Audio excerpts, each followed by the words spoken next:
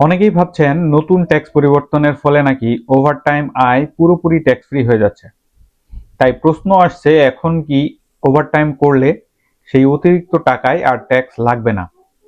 বাস্তবে বিষয়টা একটু আলাদা, তবে সহজভাবে বুঝলে পরিষ্কার হয়ে যাবে।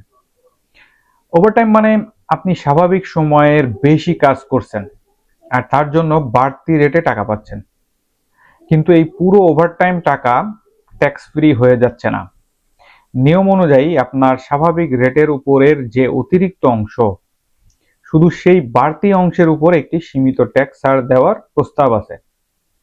অর্থাৎ আপনার বেসিক মজুরির অংশ আগের মতোই ট্যাক্সযোগ্য থাকবে। ধরুন আপনি সাধারণ সময়ে ঘন্টায় $20 পান, আর ওভারটাইম করলে পান $30। এই $30 মধ্যে $20 আপনার নিয়মিত মজুরি, আর অতিরিক্ত $10 ওভারটাইমের বাড়তি অংশ। এই বাড়তি অংশের উপরেই সম্ভাব্য ডিডাকশনের কথা বলা হচ্ছে, পুরো $30 উপরে না। এই সুবিধারও একটা লিমিট আছে।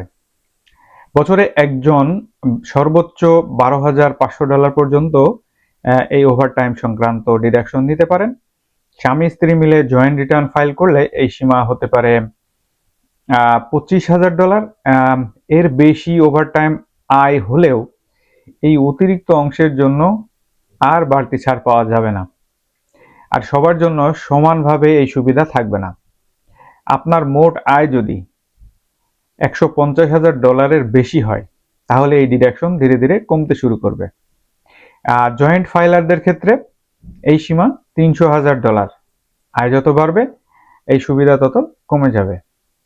ভালো দিক হলো এই ডিডাকশন পেতে আলাদা করে আইটেমাইজ করতে হবে না।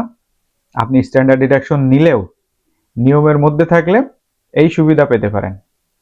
ভিডিওটা প্রয়োজনীয় হলে লাইক দিন, শেয়ার করুন, আর এমন টিপস পেতে ফলো করতে ভুলবেন না।